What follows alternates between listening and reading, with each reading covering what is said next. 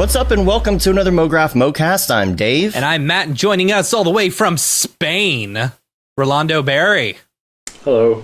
And Mograph is a supplement to our site, mograph.com, which is a motion graphics tutorial site with tutorials, plugins, podcasts, and other Mograph stuff. And on the show, we talk about everything ranging from motion graphics to Cinema 4D, After Effects plugins, render engines, doing business, doing taxes, being a contractor, or working for the man. You can email us info@mograph.com. Let us know what you think about the show. Questions, comments, concerns, queries, grievances, ideas, guest ideas. Come on, bring it up. Bring it. Yeah. Email us. What do you want to hear on the show? Who do you want to hear? Who should we be wearing?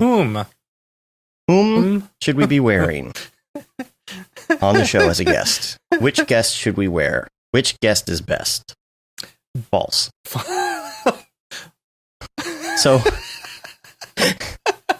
So anyway, this week it was a good week. We had oh, you know what? Let's jump straight to the email real quick. Sure. Samuel, clarification. Yes. Clarification. Breaking news. Breaking. We've got breaking news. Tutorial update. Oh, this is gonna be a fun show, I'll tell you what. Okay, what's the update? Because I didn't understand the email because I haven't watched okay, the so tutorial. the question was, and we're still trying to figure out what the issue is. On the sculpting tutorial series that I did, I show when you're using brushes and stuff, when you're using the content browser. Inside the content browser, there are a bunch of like brush presets that you can use, and so the question was, Samuel, anytime he would click on the brush preset, it wouldn't automatically load it into the correct like pull or repeat or stamp or whatever, which is weird that it's not working like that, So he said he is on a Mac. I don't know if anyone who is on a Mac wants to check this to see if maybe that's the issue. But he said he was on the newest version, S22. So maybe it's a bug. Maybe, I don't know. But should we tell Rick? Yeah, I'll tell Rick. I don't know if anyone else has encountered that where you actually you have to load in everything manually, versus being able to just double click it and it automatically comes in. So still working on that. If anyone runs into that issue, let me know. I would like to hear. Cool. Yep. Also want to give some updates on shows and things. So we've got next week, we've got Smear Balls. Mr. Balls will be joining us. Mr. Balls himself. And then after that week, we're going to have a week off. We're going to play the Swarovski interview from the live special, if you haven't heard that, because hopefully I should be signing on a house that day. So we will not have a show. A little time off there. And afterwards, we got some other ones. Stay tuned for the newsletter.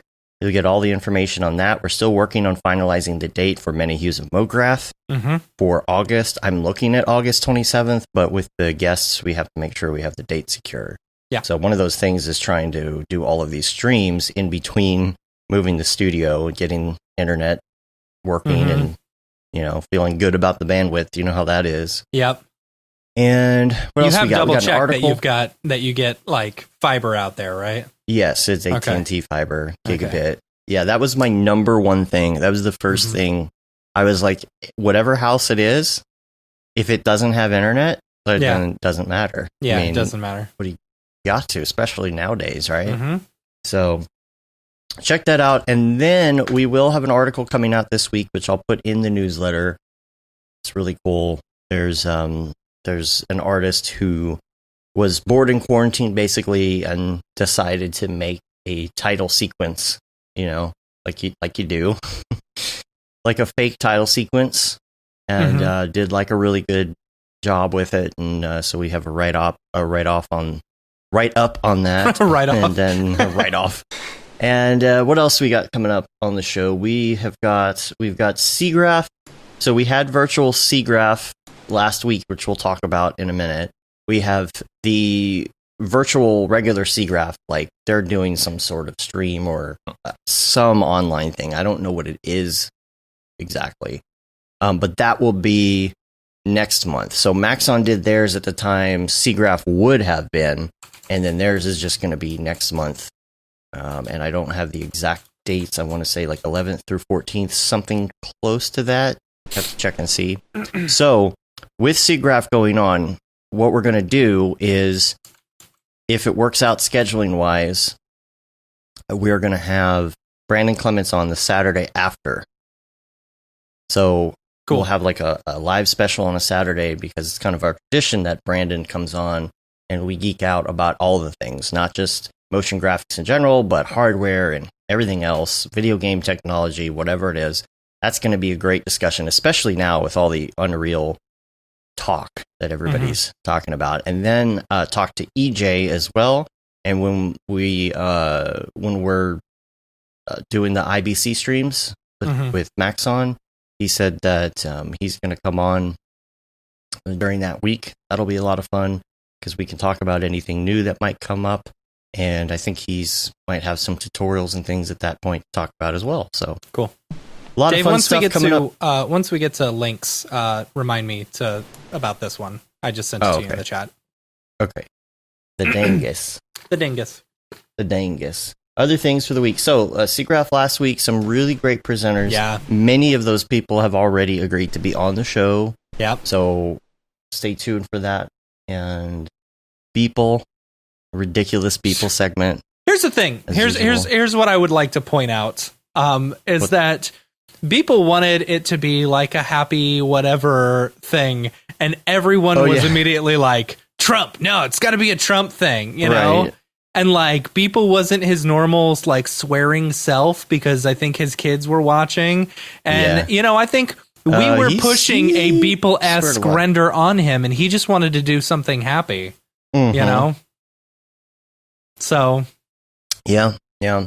I think there were too many people on. I think next time. I thought it was great. I thought it was so good. I feel like you couldn't get into the details because there was just so much chatter and talk. I don't know. Yeah. But yeah, Pedro said it'd be good to talk about investing with people. That would be fun. I actually have. He needs to come on the show. He's got one soon. thing where he said basically just throw it into this one and let it sit forever. Oh, nice. Yeah. Them stonk tips. Yeah. So that's what I did. And then I lost 3 or 4% last week. All right. He was whatever. just trolling you. Yeah. Right. Yep. Okay. And there's another thing that I thought was very interesting. There were first of all, the presentations were great. Gavin's, oh my gosh. Gavin's was over the top awesome. Have you seen all the ones that people are creating, the loops that people are creating based off of his tutorial already? No, I haven't seen that. That's nice. He posted it on his Instagram, and being able to see all these the way he was showing it off, it seemed relatively easy, Right. But you produce something super high quality, relatively easily. Relatively, I say relatively. When I'm sure figuring out the rails and stuff like that was a giant pain. Oh, yeah. But just seeing some of the work that people are creating, it's awesome. It's so cool. Instances within instances. Yeah. Yo, dog, I heard you like instances. So, well, it's cool. The one thing tidbit that I got out of it that I thought was very interesting is this cache effector that Noseman brought up. And this is so interesting to me because it's like, if you don't know what it is, you've got a Mograph cache, right? So you do some sort of sim and you put a Mograph cache tag on it, you cache the thing. Well, after that, you can't do anything with it unless you turn the cache off, you resimulate, and then you're done. So this Mograph cache effector is an effector that you can put on, and it takes the cache, and then you can still do stuff with with other Mograph effectors to that cache. So once the pieces are in place, you can then modify those pieces. So it's almost, when you think about it, it's in a way, it's like if you were in Houdini and you cached a node and then you did stuff to it after the fact. Yeah. So that's what I'm very interested in. Gotcha. Okay, that's cool. That's super cool. Because you can do these sims and then you can apply stuff to that, which is especially cool. Like if you want to art direct and maybe use and maybe subtract certain Mograph clones or something after you've cached it. Man, that would have come in so handy. Because I was doing this one project a month ago where I was having to I was having, dynamics happen, and I was waiting for all the stuff to fall, and then I was like, okay, this looks good. And then the client would come back to me and say, I don't want this one. It looks too busy. So I had to go and erase like 3 or 4 of them, but it completely messed up my dynamics after that. That's pretty cool. That's a cool idea. Yeah. That's cool. Yeah. That's neat. I like it. I really want to try that when it's available. So, and then this was interesting.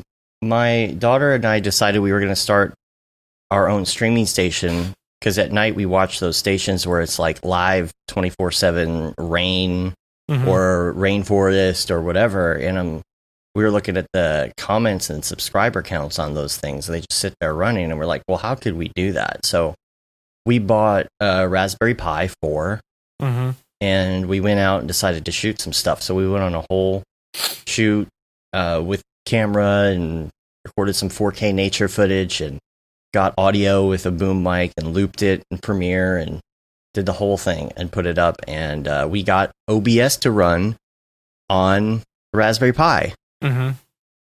So it's there's still some things to work out.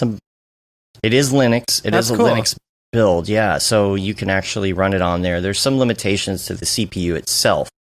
So, I was thinking 4K, and I don't know why I was thinking that, trying to run 4K on a Raspberry Pi, but we were able to get it going at HD, at least, with a good stream rate, like 2500 KB, and then, we got it all set up. My daughter, she art directed. She designed a logo. She even did the circles for the lens flares. Yeah. She was trying to describe what those were, and I'm like, oh, those are lens flares. So we made a logo more lens flare based on that. Yeah. If you could just put red giant looks on it, that'd be great. Yeah.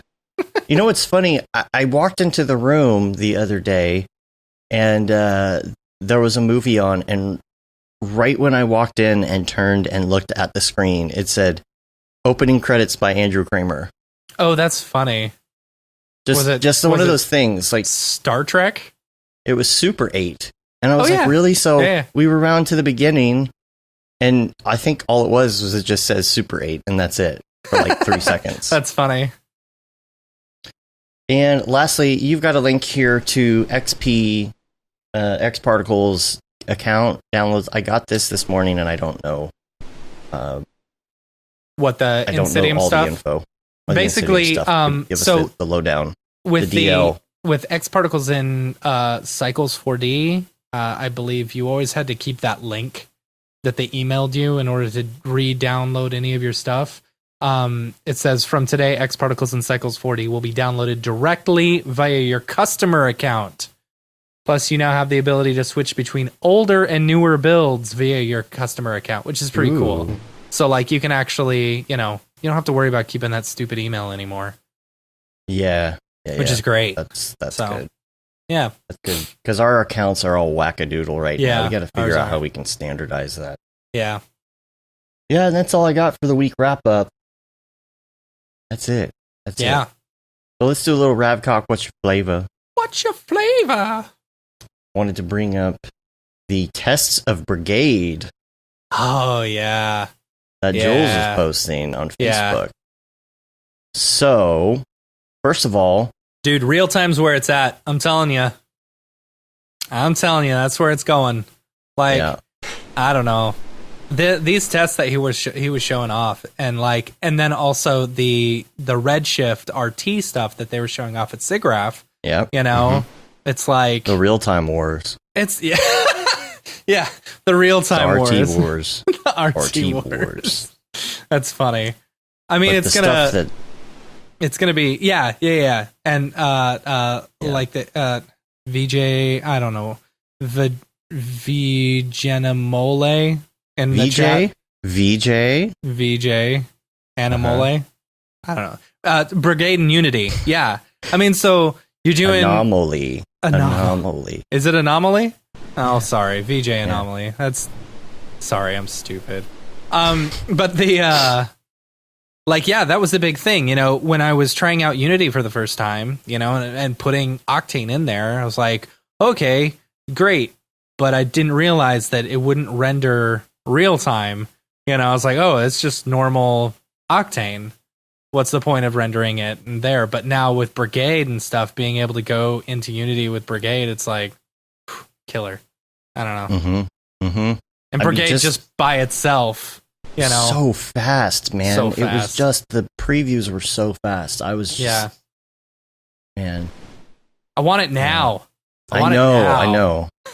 I need it now. Don't you guys think there's a bit of a magic to having it not be real time? Like when you click that render button and you just look at your image just come up.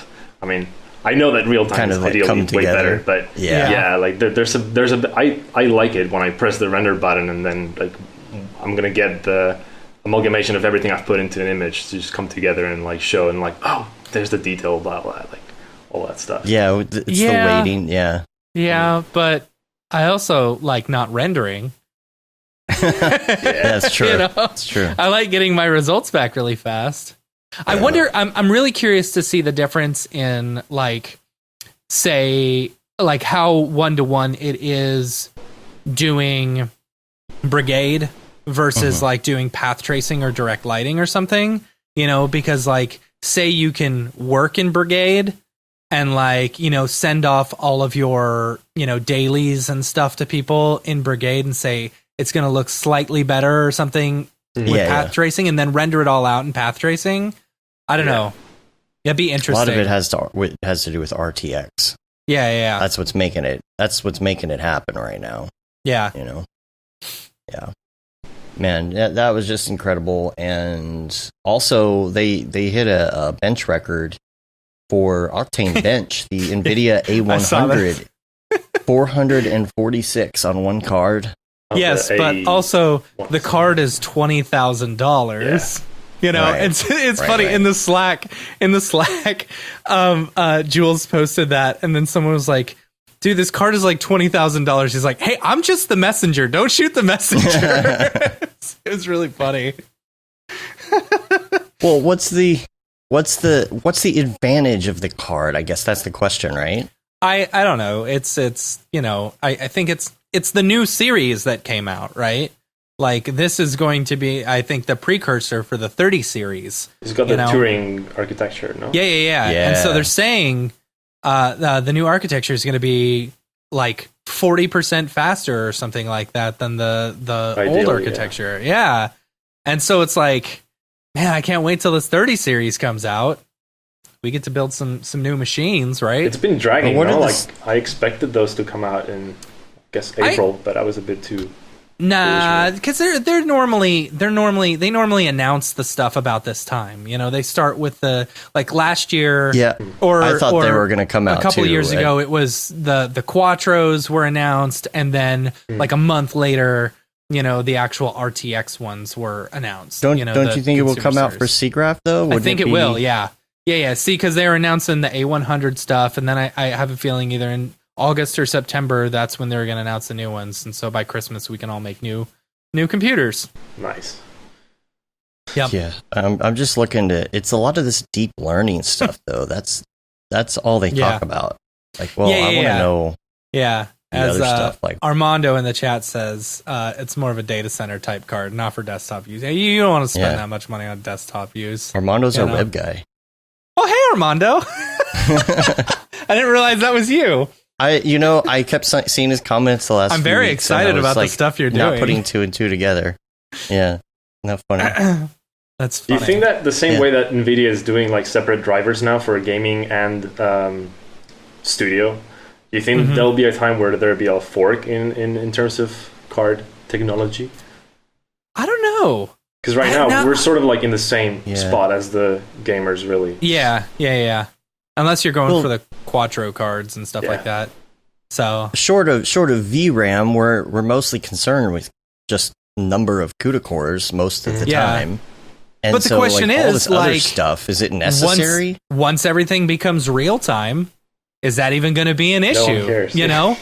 Yeah. Like, is anyone going to care if I can render real time on a 2060 or something like that, or even half real time? 15 frames a second on a 1060. It's like it's faster than real time. Then that's the next selling point. It actually renders backwards. The render's done before you make it. Before you hit render. Yeah, before you even build you have to press it before you want it, so you can have it by the time you actually need it. Yeah. That's funny. Yeah, it's like that's one of those things that's, I think, like the iPhone, for example, right? When the first iPhone came out, it's like, oh, well, the next one's going to have this, and this. Yeah. Oh my God, it's going to be so awesome. And now that we're in like the iPhone over 9,000, whatever number we're at. I don't even know what. I don't know what number we're at. I think they're going to announce. Is it 12? Was there 11? Yeah. Oh yeah, I have an 11. See, I don't even know anymore. Yeah. Yeah, no, it's fair. The curve has been like slowly getting plateau like over time, and the improvements are just very small and very sparse. Yeah, and that's why it's not like you have to rush out anymore and get the new latest and greatest. It's like, well, what am I going to get? A couple more pixels. And I think that's what's going to happen with these cards, right? We're going to get so real time that it's really only going to be about what? Memory, which that's almost going away because we've got friggin' Unreal 5 Black Magic coming out, whatever they're doing there. So unlimited polygons. So memory is barely an issue anymore. And then you've got what else? I guess resolution, being able to do like 8K real time as opposed to I don't know. Whatever. Is that what we're going to have left to? Oh, real time and frame rate. Frame rate. Yeah. Like how about real time at 120 hertz or frames per second? Yeah. Well, and then it goes to the stuff that Jules is talking about, because he was talking about how many cards it takes to power the holographic stuff that they're working on. Yeah. So at that point, then that's going to be something that they're going to be tackling in holograms, because you're going to need that technology. Now, on this kind of technology, I can imagine with the technology they have for like Unreal and all of that you might be able to get these really cool experiences on a TV. So say you have a 4K or an 8K TV and you've got like some sort of real-time render with a high frame rate. It looks almost like a window, The chat's cracking me up, dude. Why? What's that? We've opened talking about like rendering it before and VJ and Ollie said precog cores. That's good. Precog cores? Precog cores, Yeah. Like in Minority Report, precog cores. Oh man, that's good. That's real good. Yeah, so negative rendering. Negative rendering, right? Negative rendering. It's the future. How do you measure negative rendering when you're looking at like an Octane bench score? It would be, I don't know. It wouldn't be a negative. Would it be a negative bench score? Maybe it's an imaginary number. There's just letters or like a random word. It's my bench score is like 480 I. Yeah. Because I is an imaginary number, right? Yeah, we're getting real nerdy with this now. Yeah. Oh, that's funny. It's measuring how long it takes you to think about what you want to render before that happens. Right. Oh man, that's good. It's actually, what you could do is call it quantum rendering. Quantum rendering, yeah. Quantum rendering, but not in the quantum computing state, right? Or whatever. Yeah, you would only know you would only know how long it took if you measured it, but then it wouldn't be quantum computing anymore. Schrodinger's render. The moment you think of a render, it's already gone. There's no way you can get it. The render is both rendered, it's finished rendering, and still rendering at the same time until you look at it. So it's in its state. That's good. That's good, Dave. That's good. Mm-hmm. Your render is ruined or not ruined. Crashed or it didn't crash. And once you look at it, it's already started re-rendering the frames that were messed up. Right.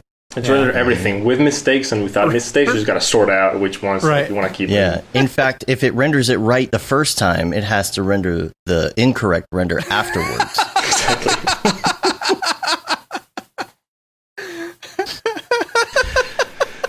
I've got no idea what's going on right now.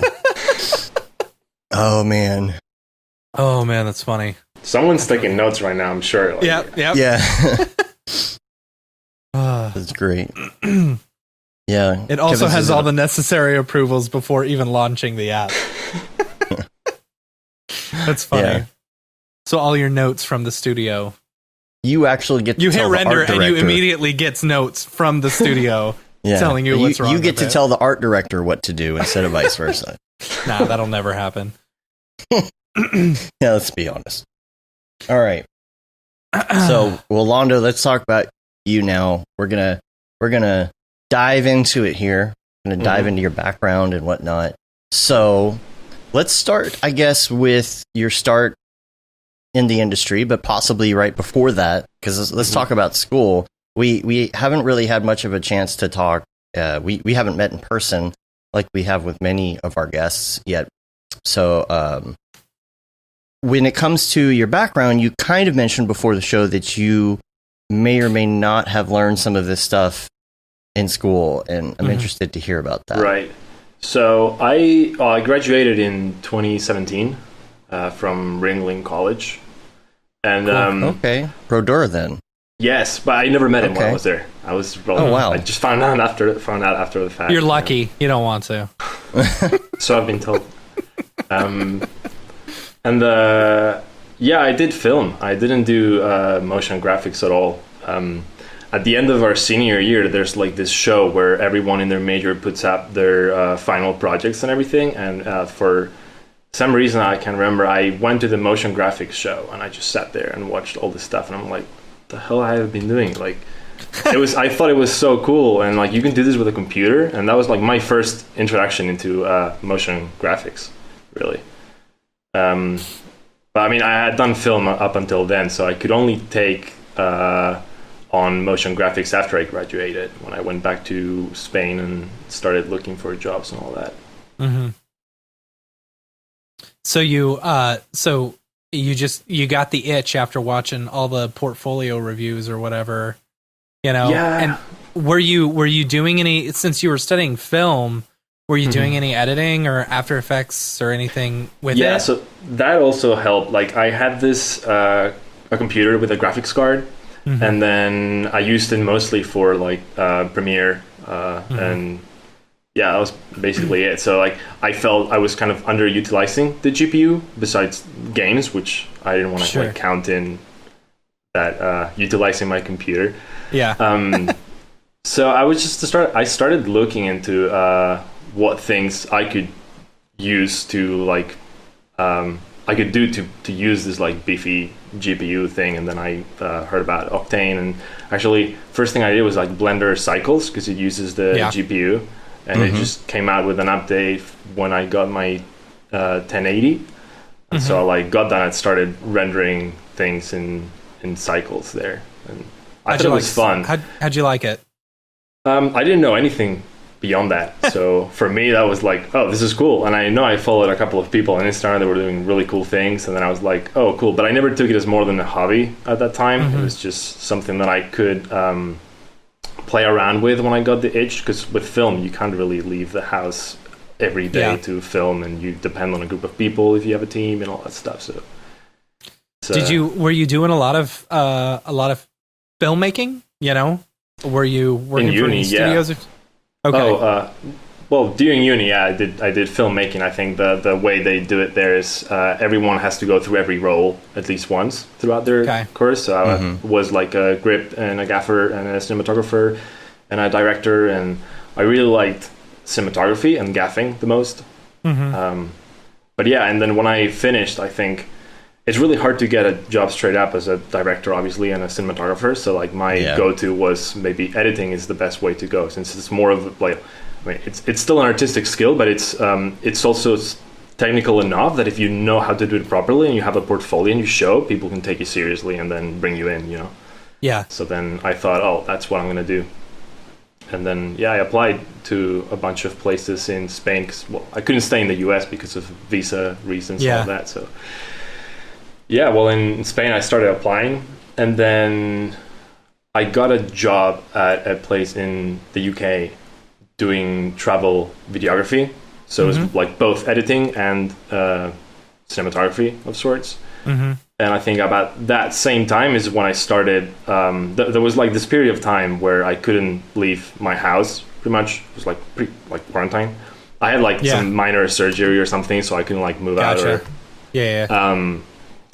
And Yeah, so like the only way I had to scratch my creative itch was to do 3D stuff. So I started just learning. Really, I had I had C4D at that point, and then got a Redshift license. Just started cracking. I think, yeah. Cool.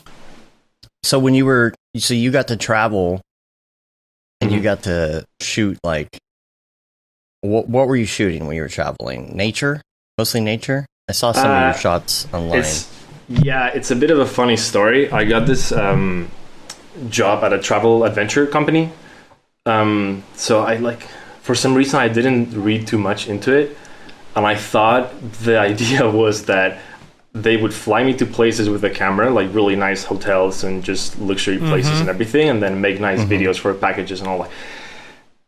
It was only after I had the interview that I went back and like, this was really weird. And then I read on their website that it's more about the adventure of it, and it was like about climbing mountains and going to like crazy, like the Kilimanjaro and like the walking the Great Wall of China and all that stuff. So, I mean, I didn't say no. I thought it was even more fun, but I would have never like guessed that before. But yeah. Well, you got some great shots on your site too. Did you get to walk the Great Wall of China and go up Kilimanjaro? Yes, I have this all like sorts of crazy things that feel more like a dream at this point than I actually did them. But yeah, it was really fun, really fun. Man, super. And they just flew you to all these different places. And they just flew you to all these different places. So what I did was travel with groups. Say a group of like 20 people would book the holiday of the adventure package, and I would just travel with them, take pictures of nature and all that, and of them, so that then they would have like their own video editing package done and pictures of themselves. So like the idea is that you don't have to bring your own camera to the trip. Dave loves the puffins. Super jealous of the puffin, man. I went on a whole adventure to try and find a puffin through Iceland, and I could not find one. I kid you not, Iceland is the absolute most beautiful place I've ever been to. It really is. Yes, it is. Like, it doesn't compare. We're gonna buy a house there. Yeah. That's I'm gonna have a retirement home there for sure. Been there twice, and I am in love with that place. Yeah, it was actually that trip was a couple of friends and we flew there and rented a car and then just like drove all around the island. That's what we did too. That's what we did. Is this on the super nice?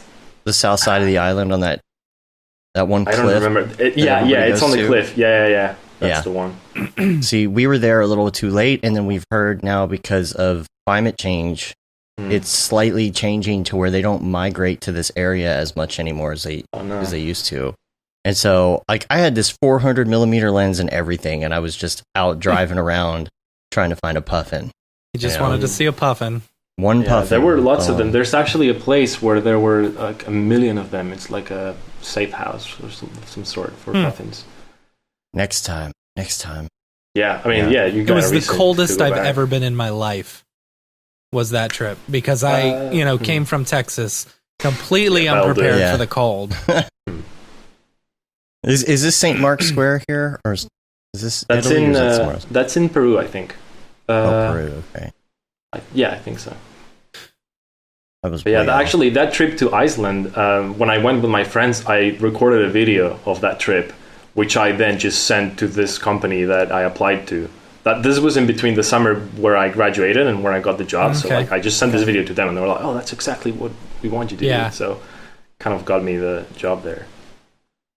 Is this the one falls where you can climb up the side? Yes. Yeah. It's hopeless. It's hopeless to try and say any of the names because we'd be butchering it. Yeah. Right. Is this super? That's the one. I know it starts with an S. That's all I remember.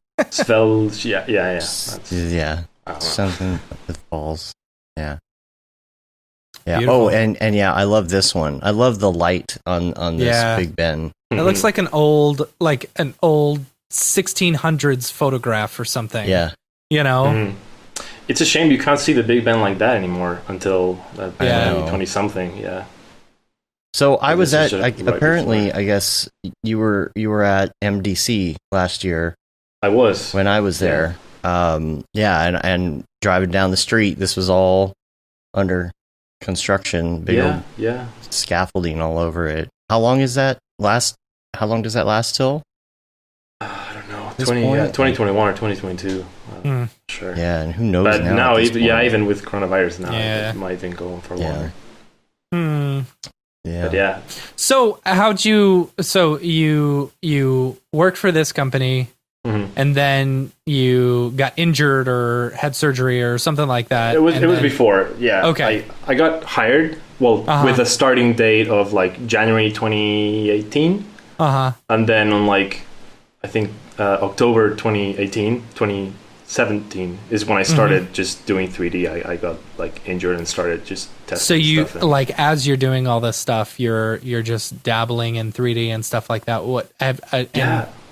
And so like, what made you make the jump from like, all right, I'm done being a cinematographer, traveling to all these amazingly wonderful places that Matt Milstead wishes he could go to, that half the world wishes they could go to for free. And I'm going to focus on 3D animation. Yeah. I mean, it wasn't an easy choice. There were like plenty of factors that went into that decision, but like, obviously during my time traveling, because of the nature of the work, there would be some off time as well. So during that off time, I would start dabbling in 3D, and that's when I started doing like my daily posts and all of that, and trying to learn Cinema 4D and Redshift and all of that. And then I started getting a bit of a following on Instagram, and then I started getting emails from like companies that I had heard from before, that they were like, hey, we want you to work for us, blah, blah. And then, I mean, they were, I know it's like shallow, but they were offering like salaries that I hadn't even thought I could do. And then, I mean, that was one of the reasons, but I think more importantly, it's all for the money. I see. Exactly. But money, more important. No, that's though. the fun thing. I was doing this before I was making money out of it. So like in that sense, but I think more importantly, I started thinking of like, I could travel to all of these places and keep doing that. But what I didn't want to do was keep doing it for 3 years. It had no next stepping stone. Right. I could have been doing that for 3 years, and then I would have left and be like, well, beyond the experiences, there's not a lot much other than all the travel. Right. It's just it's a good experience for a while, but I can imagine. I mean, I traveled doing shows, and after a while, just the travel just wears on you hard. Yeah. That's gotta be, especially the places you were going. After this year, I'm going to be ready to travel. Everyone's got that itch now. Yeah. But also too, I mean, I used to get this a lot from people, especially the people that would accompany on the trip, just being like, oh, you've got the dream job. And well, first, like I didn't feel like that. I felt I was really fortunate to be able to do that and just make a living out of just traveling places. But I think people don't really know how much mental effort and stress goes into being behind the camera 24/7 during a 20-day trip, having to take pictures of people and places and videos. You don't get a chance to enjoy it. To edit. Exactly. Yeah. You're always constantly thinking like, whenever something fun or good or nice or beautiful happens, your mind has to go to, I need to grab the camera and I need to be in the right spot to get the right thing with the right settings. Yeah. So there's very little room to enjoy it. And I also thought, I might as well just do something that lets me then take these trips where I don't necessarily have to bring a camera with me. Right. Yeah. Let someone else do the videography. Oh, that too. I mean, I'm sure there's a lot of people that would have killed for that job. So I, in a way, didn't feel grateful enough. So it was an easy decision for me. At the end. During your breaks and stuff, you would be doing dailies. What was the thought behind dailies? I mean, was it a Beeple inspired daily or what? Or just wanting to, was it like about getting experience with the software or? Yeah, pretty much. I think the way I initially started was I just wanted to learn like specific techniques and quirks about cinema and Redshift. So like each one of those dailies has something more that I wanted to add to it. So like little by little, if every day you dedicate to like one small thing, then you will eventually build up a whole lot of knowledge that just lets you do things without finding obstacles. You know, like I know that so many people want to do crazy dailies, or like Beeple's dailies, but they're like, oh, it's just too much and it's not going to look good enough. So they just decide not to do dailies and they decide to do like a project, like a weekly project thing, which is fine. But I mean, I was sort of like driven into this. I started doing like little by little, and then eventually I felt more comfortable with doing bigger things, I guess, or trying different things. I like the thought of each day, you know, you expand a little bit more on your knowledge. You're trying something different. You know, I used to do the Dallas 24-hour video race, you know, every year. And every year that I would compete, I would go into it, like they wouldn't give us the criteria until that night at midnight. Right. But every year I would try and do something that I had never done before, you know? Right. Like one year I had never done green screen. So I'm like, I'm going to do an entire green screen shoot and we're going to animate the whole background and stuff. You know, you learn a lot from doing that. Like you do learn a lot. Yeah. And you've got to learn it quickly, and then you feel relatively comfortable doing it again in a real life environment and stuff. Right. And so, like, as we all know, whenever Matt has to do something that he's never done before, oh my gosh, man, it gets me pumped. I wanted to ask you about the colors. Yes. The colors, children. Yes. The colors. Because you have some palettes very are amazing. great palettes. Yeah. Thank you. Tell us about your process in choosing these colors. Yeah, and like it seems to have a very design, you know, inspired background, or like that. Like if you were like immediately when looking at these, I'm like, okay, he's a graphic designer who moved into, you know. It's almost like you have the 3D. Interior decorating eye for color. Right? yeah, something like that. You know. When I start, like I didn't know, and I still think I don't know anything about color. But when I started, I would just look for. I mean, yeah, I guess that's unfair to say, because like while doing cinematography and filmmaking, obviously you got to pay attention to that stuff, and you know, it's you have to be a lot more. Precise about that, because when you're shooting actors and they're wearing clothes and they have props and everything, any color can just like set off a whole lot of problems. So you have to be a lot more picky into what goes into a frame. And I think that it was really liberating switching to 3D and being like, oh, I'm totally in control of which colors I use now. Yeah, I love this one. I think I saw that one. I think I saw this one. Did you post this to like Reddit or something? I did, yeah. I think I saw it on Reddit. Yeah, that's wild. Is it just a bend deformer? It's either that. I think there's this deformer from Curious Animals. Is that like a? It's called Curious Animal. It's like called like a roll deformer. It basically rolls geometry. Okay. There's a way you can do it. I think someone did a tutorial on how to do it with a bend deformer, just as easy. Yeah. But it's pretty. Yeah, it's satisfying. It's oddly satisfying. Oddly satisfying. /r/ Yeah. See, that'll get you 100,000 likes on 100,000 followers on TikTok right there. Maybe even a Reddit gold. Yeah. I swear, dude. I tried to go twice there, but I just felt it was cringe. Like not the good kind of cringe. The weird there's some bad cringe on there. There's some bad cringe, but. I think like I've seen a few people who are on TikTok who have posted 3D stuff, you know, and like the thing with 3D, with 3D on TikTok is like you have to have it specifically in mind for TikTok. You can't just like post your stuff, you know. What does that mean? Like specifically, like you TikTok? have to. It has to be. I don't know. It has to be catered towards TikTok, you know, you have TikTok to build culture? it. Yeah, build the dimensions and everything specifically for TikTok. Okay.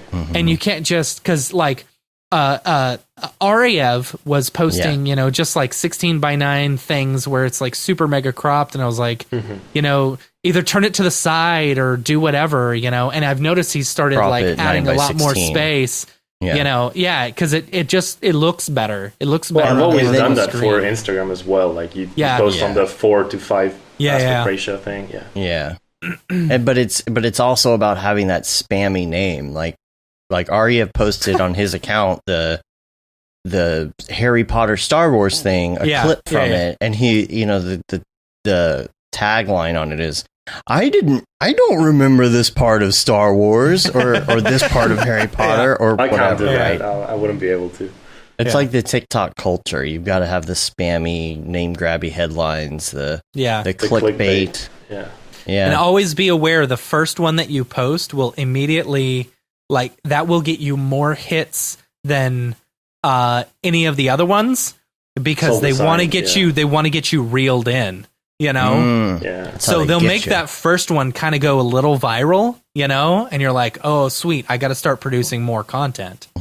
It's not very different from drugs. It's not. No, it's very much drugs. We'll give you something that you will like, and you'll come back for more for sure. Digital drugs. Drugs. I saw a great video on that. Sorry, with social media and the likes and all of that, it's a bit of a slippery slope too. I know that first person, just losing yourself in the likes and what should I do for them, and all of that stuff, which you need to take a step back every now and then and just be like, why am I doing this? What does it matter? I know that they've taken off likes, they've hidden likes for a lot of people, right? Yeah. Wish they did that to me. There's a way I can message instantly. You can look at the insights and see how many likes you've gotten, but people can't see how many likes you've gotten. I don't know. I've never gotten lost in the likes. I've always gotten lost in the haters. That just tears me up because I'm sensitive. Yeah, you are. I am. Yeah, there's a lot of that. I've gotten, I think even just yesterday, I got a message someone wrote on a very old, relatively old animation. They were like, what's the point? Right. They were trying to troll. Yeah. And it just tears you up. You're just come on. Yeah. Why you got to be like that? What? Yeah. Anyway. Boredom. Quarantine boredom. See, and I find myself wanting to write stuff like that occasionally, and then I'm just like, how is this going to affect the person that I am responding to? Yeah, but that's way beyond that second wave of thought. Right. Is far ahead of some people. They will not go that don't. Especially with the whole anonymity and stuff. I think if people had to have their real names on social media, things would change quite a lot. But yeah, absolutely. Well, I wouldn't have done my Instagram if I had to put my name on it. That's why I have the Honear handle thing. Yeah. See, I created a completely different, I've got two Instagrams, one for my personal that only my family follows, and is very private. It's the same with Facebook. I had another friend request today, and it's someone within the industry, but I'm not going to accept it. I have 38 people in limbo right now, some going back as far as 12 years. Yeah. 12 years on Facebook that I'm just... You just add them right now. They're like, hey, finally. I've thought about that. Matt has finally accepted your friend request. What? Yeah. Yeah. Yeah, Facebook, it's only people that I've met in person, Yeah. It's real people. Yep. If I get all the ones all the time, it's like you and Tom Glimpse and David Ariev and Raphael Rao have this person in common. I'm like, it's somebody on Facebook. Sorry, I don't know everyone. You. So talk to me about so how many followers on Instagram do you have? I think at the moment it's 25 something. Okay. I was going to say, you don't know off the top of your head, man. 25K. Okay. Just 25 followers. I mean, just 25 followers. 25. Yeah. Let's name them all by name, one at a time. What was I going to say? So you've had companies actually hit you up on Instagram, to actually do work. How and has it been? It's been permanent work or it's been freelance work?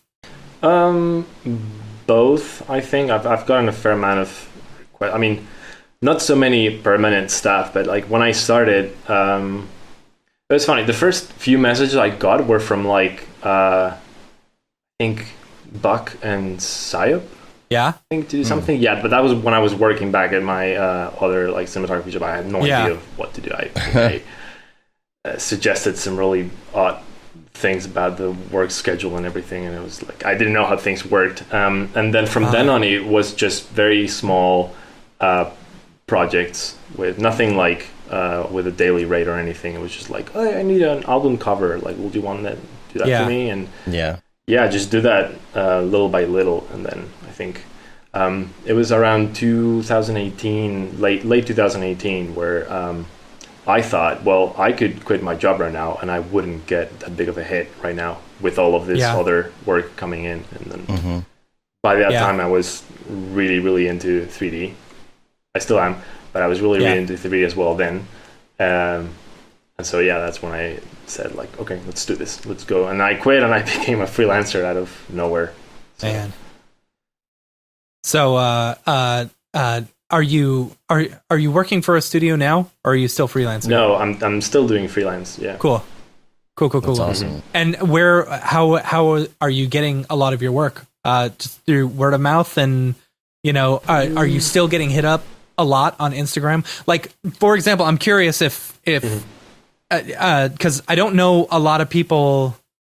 I don't know a lot of Instagram famous people. I've never been Instagram famous.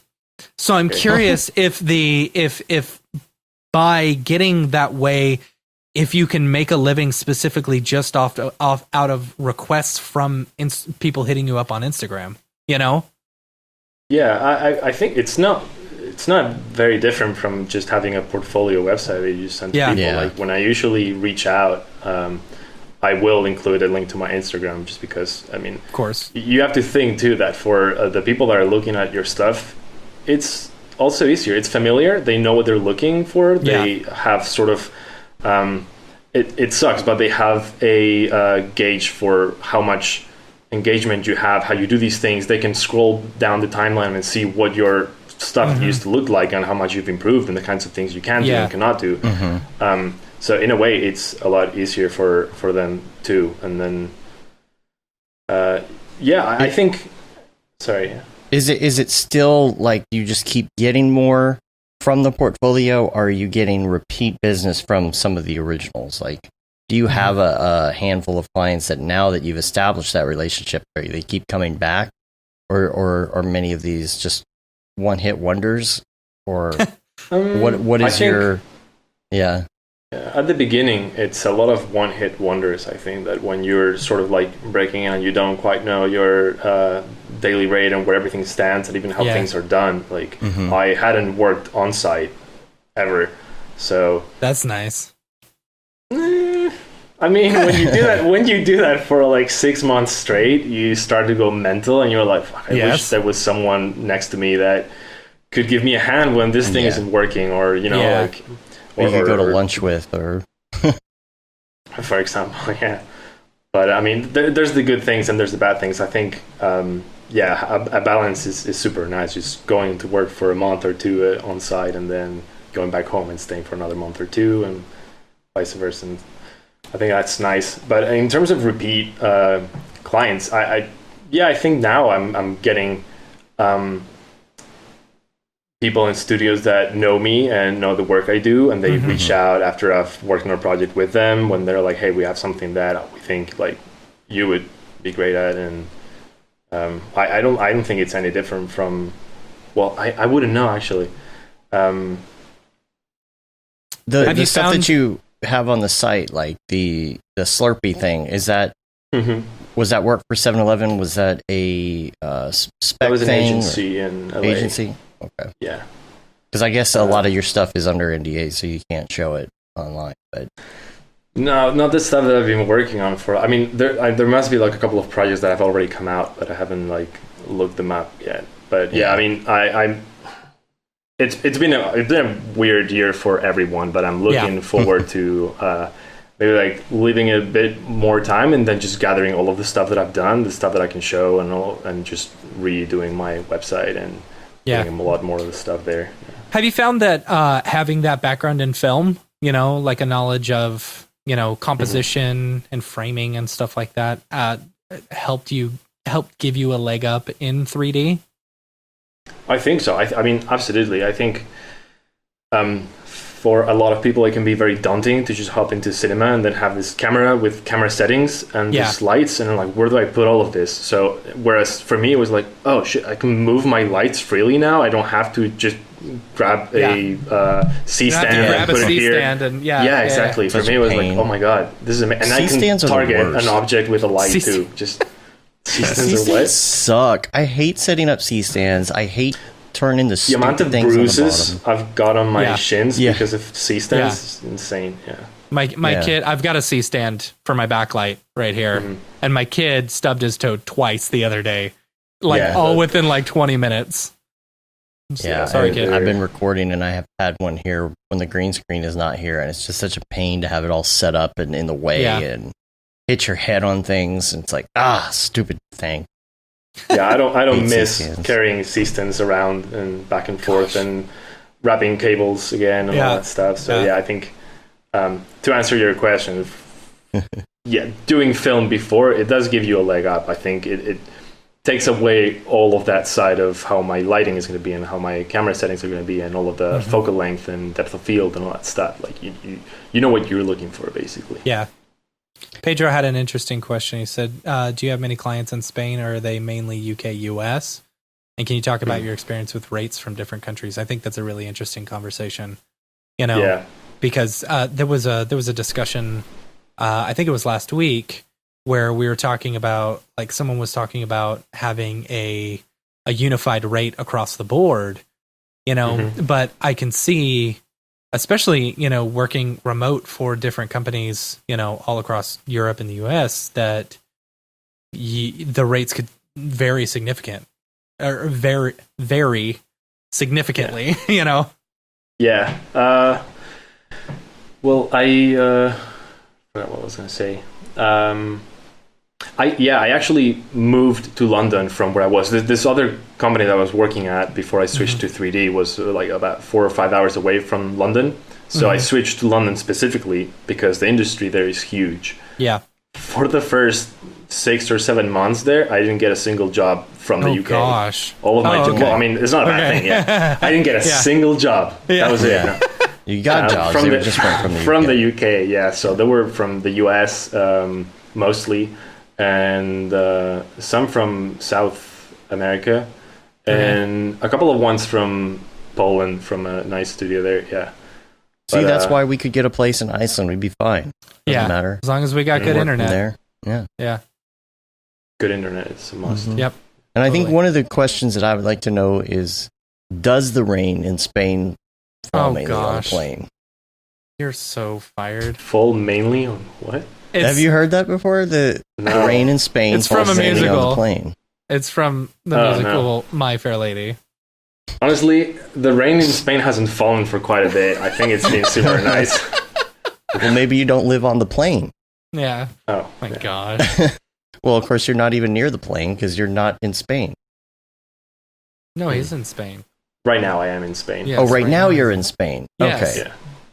Yeah. Now I'm confused. I don't know. See? Should have asked. Yeah. That's right. So you're in quarantine in Spain. Quarantine in Spain. Yeah. How is that going, by the way?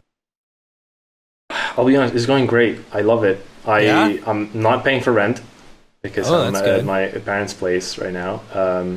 And I'm finding it hard to find reasons to move back at the moment. I think that eventually I'll want to go. And your parents are probably like, we can't wait for him to move back. You're like, this is good. I'm good here. Yeah. No, not quite. Like I have my secluded office upstairs, and I don't even notice. But funny thing is, I had a PC set up here for when I used to visit, and I had another one in London. But now that I've had to move back, I have double the amount of screens, double 2 PCs. So right now, all the screens. It's really nice. All the screens. Oh yeah, I didn't mention I had a litter of 5 dogs very recently during quarantine. So that's keeping me here for the foreseeing future. What kind of dogs? They're tackle Dachshunds. Long Okay. hair breed. Yeah. Okay. See, everybody in the chat wants you back in London. Yeah. Oh. Yeah. Yeah, there's a really Drinking nice group of people there. We Yeah. do hangouts every now and then, and it's You hang super out fun. with Claudio as well? Yes, yeah. Cool. He's the That one that was fun organizes all meeting the everybody meetups over there. Yeah. Yeah. what? I'm jealous. I'm jealous. I just couldn't leave my pregnant wife, at the time. Yeah, that's true. For the And- MTC, you use. Yeah. Mm-hmm. I was gonna go, but my wife was 6 months pregnant. I don't know. Mhm. And I had already traveled so much. It's like I can't do that. Yeah, that was a But big next year year, of traveling. I'm traveling like crazy. Everywhere. Next year, you're not traveling. I am not. I won't be home for even a single week. Yeah. Full week. That won't be problematic at all. Right. I know. Of course. Yeah. Just a pit stop every now and then. And just Right. like, Yeah. Right. Hey, I'm alive. I'm here. Gonna go to Hey, another meetup. I wanted to talk, because we didn't talk about this. We didn't talk about Neutron. Yeah. Yeah. We need to talk about Neutron. We should talk We about. play the Neutron. Pointer Sisters Neutron dance song. No. No. Just play the Jimmy Neutron theme song. Yeah. I'll pretend that I'm playing it right now. Dave's going to insert it right here. No. So this is a new technology from Maxon that they announced, and I'm assuming we'll hear a little bit more about it in the coming months. oh, but right, yeah. this is, first of all, I don't really know much about it. I'm going to rely on you, Dave. I was in the stream, and I don't even know that much about it. A lot of it is kind of like the announcements that they made this week were future announcements. They're doing something new. It's talking about stuff that's coming up, and I think that's great.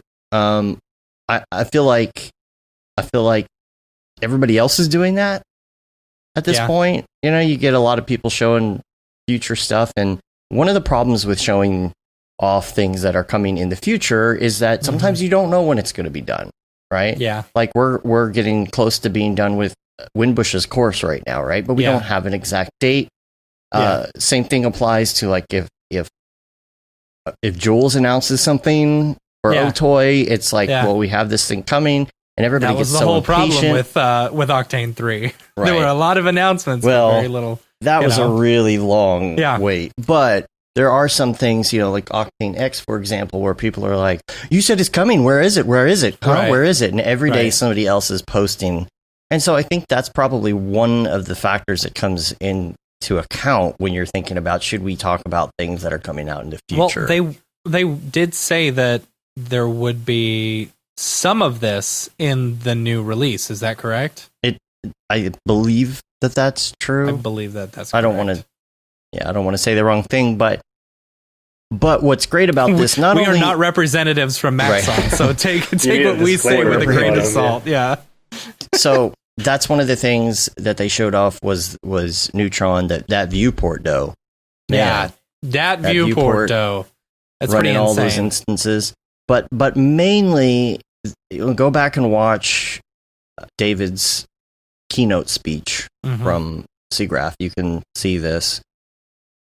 It's one of those things where I have felt personally, when I'm using C40, if I need to go into Houdini for something, it's like, God forbid, right? I love Houdini, but I also hate Houdini. Yeah. Because sometimes when I'm working, I like to keep everything I'm doing pretty light. I don't like to get too complicated. Sometimes it's fun to get a little complicated, but when something gets frustratingly complicated, it sucks. And that sometimes you don't want to jump into Houdini. Sometimes you're in Cinema 4D, which has such a great intuitive interface. Yes. It's like, I don't want to jump into another program. I just want to stay here. And so my whole thought on all of this has been, I want to click on a particular element in Cinema 4D and open the hood, so to speak. And I Houdini think also takes a different mindset of thinking about things so too. Right. Yeah. It's more about data managing, data wrangling, rather than let's put this polygon here and like all that word. Literally data wrangling. Isn't there a Wrangler node? I'm sure there is, yeah. And So for me, like I feel like this is really great because it looks like this is the start of having the opportunity to open the hood on some of these things. And I don't think I think I saw it described in the chat as like an answer to Houdini, and yes or no, like I agree with that in a way, but I also don't. I feel like I don't think it's because people are moving to Houdini. I feel like people use these two programs together I think so a lot. Too. Yeah. And sometimes, all I want to do is be able to open the hood for a second and cross a couple wires and then close the hood. And that's how I look at that. And I feel like that's what I have been wanting from this program. I don't feel like Cinema 4D needs to downgrade to appeal to people. I think it needs to upgrade to appeal to people, because there is kind of that whole thing. Well, let's make it simple and easy to use to the point of, it's too simplistic. I think it needs to go the other way. I think that's what people are looking for, who really want to get power out of it. And don't be afraid to say that you hate nodes. Like, here's the thing. I don't like nodes at all. Neither do I. I've never liked nodes. I love them. Yeah, I mean, see, there's and you shouldn't feel ashamed because you dislike nodes or you like nodes. Don't let anyone bully you into using nodes. But you also have those people that don't. You have those people that don't want to use nodes and the people that do. And I feel like that's why the best solution is to have something that you can open the hood on, because then you're appealing to both audiences. It's the thing that I enjoy most about Octane, is the fact that I can build almost everything just within the attributes window. And then when I need to jump in and fine tune something, I can jump into the node tree and mess with it there, And it's funny because you see people who are super ecstatic about Neutron because you can't open the hood, and then you have other people when they're showing off Redshift stuff. It's like, it's so complicated because if I just want to do a simple material, I have to do nodes. They want that kind of front end interface that Octane has, which is understandable. So you got both of these camps, and that's why that analogy of being able to open the hood, that is I think what is going to be appealing to everybody and what's going to work really well. I'm really excited to see what they have to offer. So I know it's still in development right now, so it won't be as I think you're totally right about that. It's a lot of times it's just simple things that you can't do in cinema that make you have to do things in Houdini instead, that you could probably solve with a couple of tweaks and, like you're saying, being able to open the hood and everything. I mean, that being said, I think Houdini is awesome on its own, and I don't think cinema, for what my opinion is, what it should be trying to take over Houdini's thing. It's just like you're saying, doing its own thing, not necessarily trying to wouldn't consider it an answer to side effects more than just this other open area of and it could be a gradual thing or whatever it is. It's not like they don't need to have Houdini functionality overnight. It's just nice to have a little more opportunity to dig into something instead of having to move over to Houdini if you don't want to. Yeah. That can still be up to you. It's just like choosing a render engine. And the speed is crazy. Like that I think is the most impressive thing about Neutron that I've seen, is that it is insanely fast from what they were showing off. Did you see Bart Damer's Instagram story? No, he was deleting Unreal Engine. Yeah, he's like, after seeing Neutron and he's deleting Unreal, uninstall. That's funny. Hi, my name is Sashia Dumont. I'm a writer, actor, and filmmaker. Hi, my name is Paul Robinson. I'm a director, DP, and filmmaker. We are the creators and hosts of the Go Gorilla Filmcast, an online source for all things indie film. We are a husband and wife film team and co-owners of Sen3 Productions, and we started this podcast for filmmakers like ourselves who were producing on micro budgets with skeleton crews. Go Gorilla is a weekly podcast that features various talents in TV, film, and web series productions. We've interviewed filmmaker powerhouses like Kestrin Pantera, Richard Raymond, Alex Ferrari, Cassandra Ebner, and Ryan Connolly. Amazing actors like Hannah Ward, Lou Taylor Pucci, Chris Wataski, and Eileen Gruba. groundbreaking cinematographers like Jody Lee Lipes and Jessica Lee Gagné, and many more. We also offer weekly reviews of our favorite films and shows, which vary from low-budget first-time filmmakers to A-listers and everyone in between. Go Gorilla is proud to announce that we have officially joined the Mograph Podcast Network. So if you love filmmaking as much as we do, tune in every Sunday for a new episode of the Go Gorilla Filmcast, your source for all things indie film. Now available on the Mograph Podcast Network.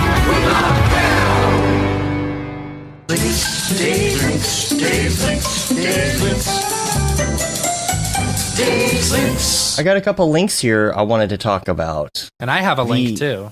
Yes, you do. And I don't even know what it is. It's Siggraph. I haven't opened it yet. Nuke Indie. Nuke Indie. Jeff says, don't be afraid of Houdini, Dave. That's funny. Nuke Indie. So this is nice. So it's a subscription. I believe it's $500 a year, which is super awesome because Nuke has been way, way, way, way too expensive for too long. It's like 10 grand or something stupid, and nobody can afford that. And Nuke Indie has the same licensing limitations as Houdini, where you can't earn up to $100,000 a year. If you're earning more than that, then you need to buy the full studio version. So there are so many people who have not been able to get into Nuke. They have not been able to. You could get like there were those other versions that didn't do. They had huge limitations, huge limitations. And I think one of those things was it was only HD, so you couldn't even do 4K stuff in it. Right. And so I feel like this is a great opportunity for people who really want to go that direction and really get into nodal-based compositing rather than using After Effects. The biggest downside to Nuke Indie, is there's no third-party plugin support.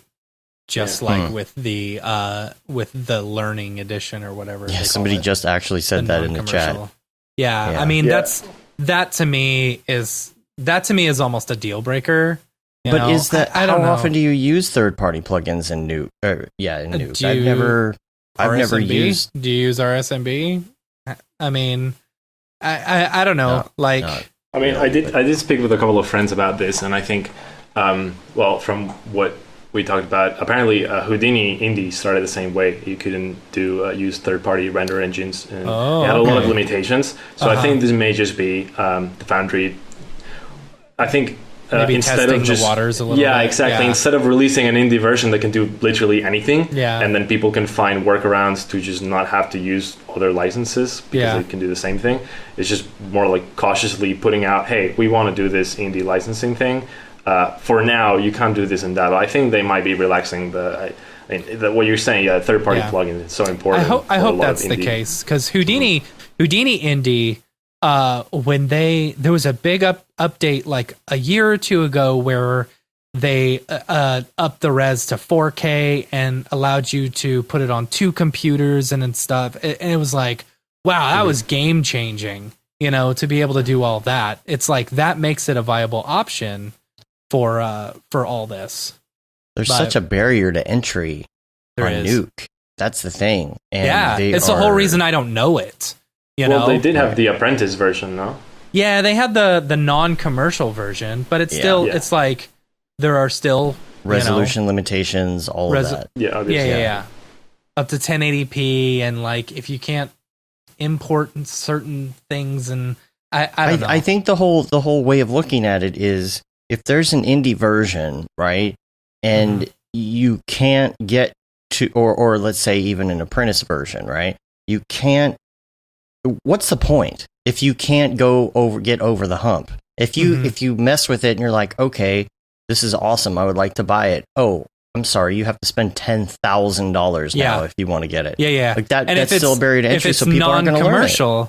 Yeah, the non-commercial version, it's like, okay, I can't make any money off of this, so how am I supposed to pay for the full commercial version? So I think with the indie version, like, you can actually use it for commercial use.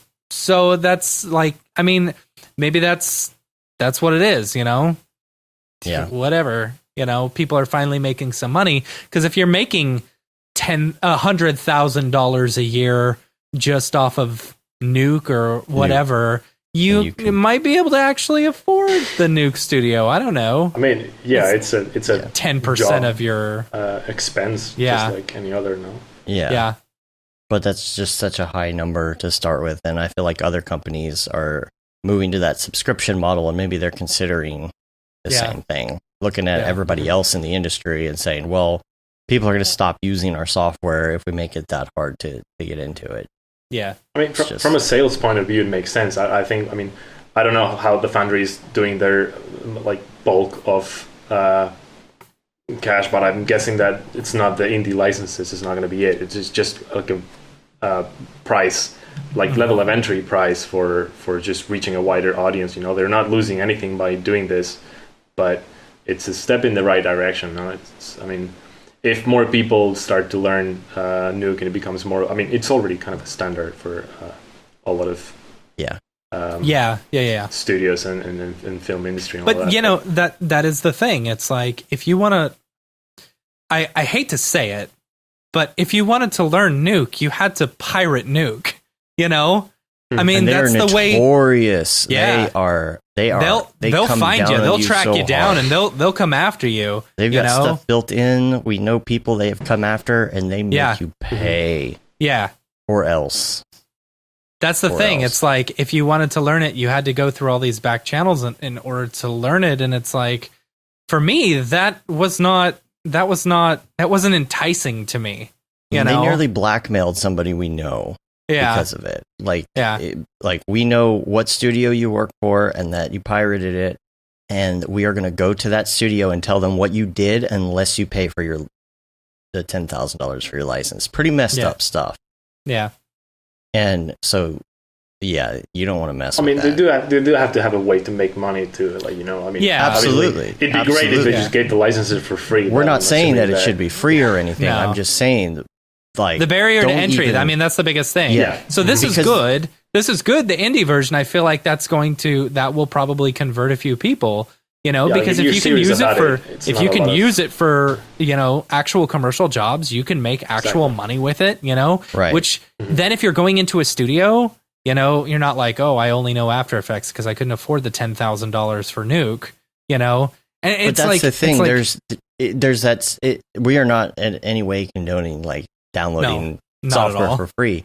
But there is a proven amount of piracy that actually with software like Adobe, this is how Photoshop got to be Photoshop, is because college kids would pirate it and then they would buy it when they actually started a company, or they would use it, or they would recommend it to their employers when they went to go work somewhere, and they would then buy it.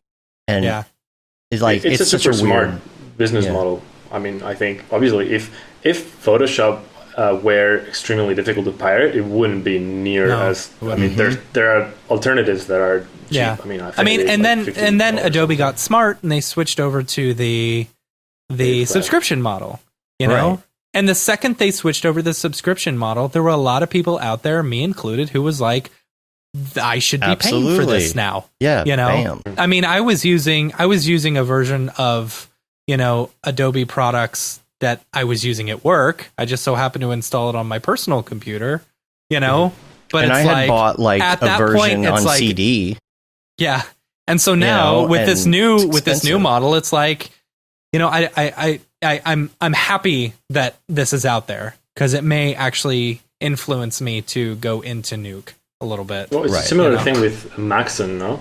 Mm-hmm. They just got into the subscription model about a year ago or so. Before, I had to pay I don't know, the equivalent in dollars for my version was £3,000 or something like that. Yeah, which is a very steep price if you're not always sure that you want to use it as your main tool. And that's the thing. With the new subscription model, it gets rid of the barrier to entry. Exactly. Sure, you don't actually own any of the software and stuff, but if you're going to stop using it, what are you going to do? Sell your software? You don't own anything anymore. You don't own anything. Yeah. So, our web guy, Armando, who was in the chat earlier, he said his wife bought Cinema 4D after this week, because he said, well, back in the day, I remember you would look and it would be just so expensive, such a barrier to entry. $3,500. Now it's subscription, so you can try it out for a little bit. And if you get on a good path toward where you're going, you're like, of course it's worth the money. Yeah. And that's exactly, I think, what Maxon was going for is people just like that. Yeah, I mean, think about it this way. You know, if you're looking at a day rate or something like that to rent Maxons, you know, to rent Cinema 4D, it's like, that's an hour of work, maybe, you know? Right. And then I got it for a month, you know? Exactly. You work one hour a month for Cinema 4D. Just see it that way. So I got two more links here real quick. The $500,000 that Unreal has put now toward virtual production. They're going to do grants. They were doing like the regular grants. Now they're doing virtual production grants. So there's Get us on that, Dave. Yeah, come on. If you want to check that out, you have to sign up and tell them why you deserve that money. But just show them the Christmas episode of what we do and say, we would love to make this better, you know, using Unreal, you know? Yeah. The grant, I think, what's his name? Matt Workman. I'll put a link in the notes. I'll find that. The Facebook virtual production group. The guy who runs that, he got one of the grants. He's got a video. He kind of shows how his stuff is set up behind the scenes, his computers, all of that stuff, where the money is going. And he's on top of it. He's got a cool looking studio with all sorts of fun gadgets and real time keying, and that's cool. Yeah, so check that out. We're gonna do a segment now, though. Hold on, no, I got my link. Oh yeah. Yeah. So Dave's gonna post it in the links, but our good friend Mr. Rockaforce himself. Oh, Nick Waligorski.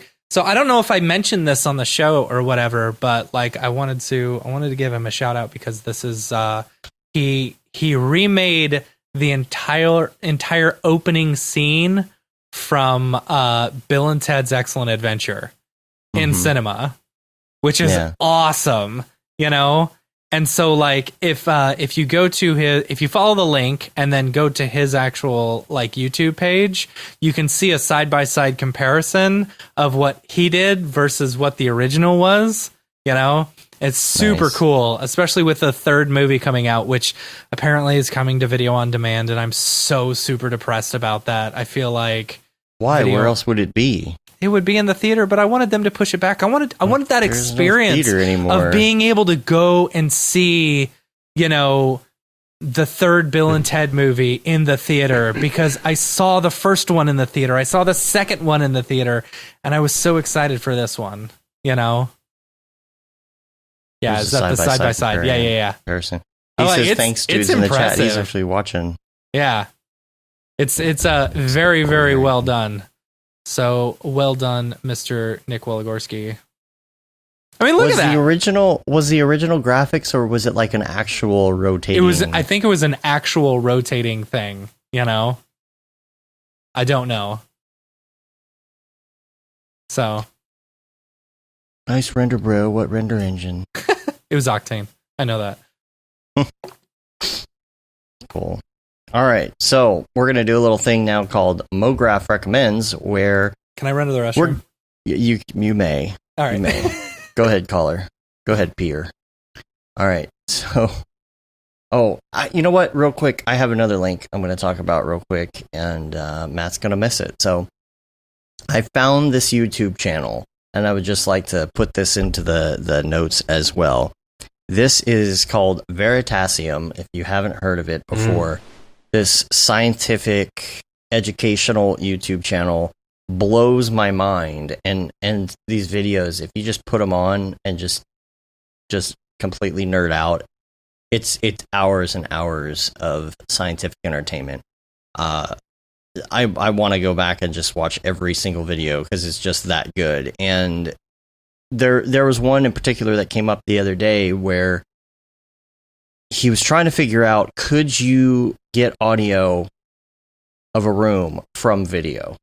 So, for example, could you take something somebody shot that has no audio on it and get audio based on the video? And I was like, there's no freaking way. So he takes it to this dude who has all these algorithms to figure all this stuff out, and he does a simple tune as a file, and he puts that tune onto like a little Bluetooth speaker, and on top of that he puts a little foil character. Now they were able to play that tune and record that on a camera and take these slight level values and somehow subtract the noise and take the slight value changes from that foil character and filter it out, and then pull the actual audio from those light changes to recreate the audio that was in the room. So wild. It's insane. And then he has stuff about black holes, and he's got stuff about parallel worlds, parallel universes. So good. So good. Veritasium, this incredibly nerdy YouTube channel, because I gotta say, I'm really tired of going to YouTube, right? And or Netflix or whatever, and there's a million things on like black holes and parallel universes and all that. And every time you watch them, it's the same basic story, because every single one of those is made for somebody who doesn't know what a parallel universe is. And I've always been like, okay, these scientific TV shows aren't scientific enough for me. Right. Because it's the same thing every time. Okay, I know what a black hole is. I want you to dig even deeper and give me math and give me formulas and really, really nerd out. Make me not understand it so that I have to then go back and research it. That's the kind of science video I like. I don't need to hear, oh, a parallel universe could exist. There could be another you. You could be president in a parallel universe. Like, I get that. I want to know the parallel why. Universe where I'm the president. But there is one, apparently. You should watch this video, but it's not you. It's a different version of you. Well, of course. It goes it's a all cooler over. Version of Talks me. about Schrodinger's cat and Schrodinger's render. Is this was this an answer to one of the Mograph recommends? No, this was a link that I was going to show. No, this was a link I was going to show and I forgot. So now we're to Mograph recommends. Mograph. Do you need to go pee again? Yeah. Okay. I'm going now. It's okay. All right. So the first thing we're going to ask you is, what is your current or all-time favorite movie? There's a bunch. I mean, I don't know, for some reason the one that comes to mind right now is Nightcrawler with right. Jake Gyllenhaal. Yeah. I think it's super fun, and the way it's made to, it's almost like breaks the fourth wall during the movie. I mean, I don't want to spoil it for anyone that hasn't seen it, but the premise is super good. It's a bit dark, on the dark end of things, but yeah, it's fun. I liked it. It's really well done. And he plays a absolute insane role. I've heard good things about it. I will see it one day.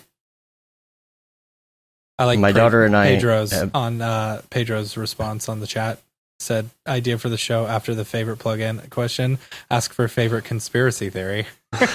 we could do favorite life hack / conspiracy theory. Yeah, what is your favorite conspiracy theory?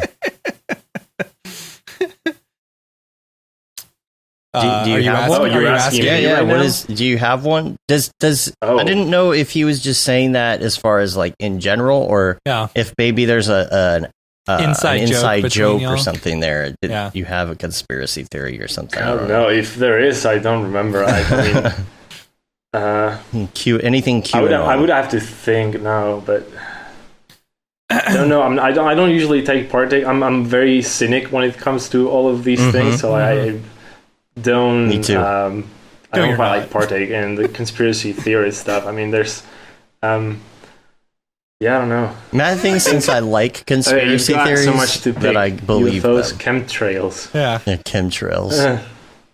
Chemtrails and what else? Pizzagate, all of that stuff, right? The reptilians. I like the reptilians. Yeah, the reptilians. What about Adobe purposely making their software easy to pirate so that people? There you go. That's a good one. That's kind of a conspiracy theory. Yeah, I like it. Good. My daughter and I have been watching Napoleon Dynamite on loop after this weekend because she saw it for the first time, and I was like, I don't know if she's gonna like this dry humor or not. It's one of those things, and she's just to the age where it makes sense and it's funny now. So this is, she says it's her new favorite movie, and we've been watching it over and over and quoting it.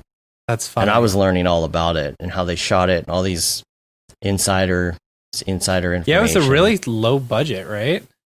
Yeah, he got paid like Napoleon Dynamite $1,000. Yeah. Crazy. Your mom goes to college. That's where it's pretty good, I guess. It's pretty good. The end of the show comes from. Yeah. And it's not. He doesn't even really say it like that. He says it differently. It's pretty good, I guess. Over time, my friends and I would say that for years, just walking around on tour on the road, and so I started doing that. So it's a variation of what he says. Let's see. Music. What's your favorite music? In general and to work to, if they're different. I know nothing about genres of music. I think I listen to pretty much everything under the sun, maybe besides like reggaeton. I don't enjoy that for whatever reason.